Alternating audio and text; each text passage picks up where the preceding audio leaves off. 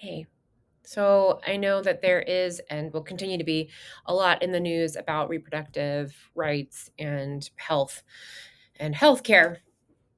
And I just wanted to let you know that it makes sense that you feel stressed about that, even if it doesn't necessarily directly affect you, right? So even if you are not capable of becoming pregnant, um, it does still affect our mental health, right? We did a study after Roe was overturned that discovered that in states with trigger laws, right, those were the laws that would go into effect if Roe were overturned, that would effectively ban abortion in those states. In those states, women, this happened for everybody, but statistically significant for women, depression and anxiety scores went up after that decision was leaked, right? So before it even came into effect, everybody's anxiety went up.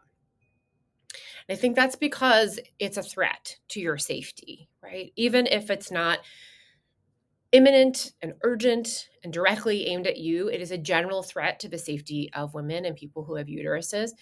And so we feel it, right? And we're at the moment like in this stockpile of threats, right? There's threats to everything: trans rights, immigrations, people's lives, right? So it, even if you can't get pregnant, it still impacts you, right?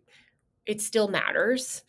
And you should still pay attention to it, right? It doesn't have to be the first thing that you're paying attention to and involved in terms of advocacy, but it definitely matters and it impacts you. And it makes sense that we all feel impacted by and stressed about what's happening, even the parts that don't affect us directly, because we're all living in it.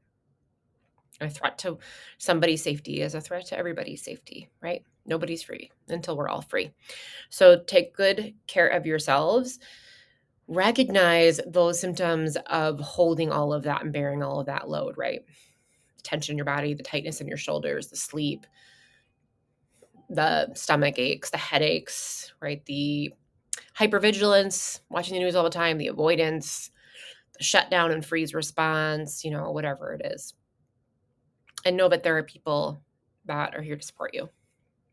Hang in there, team.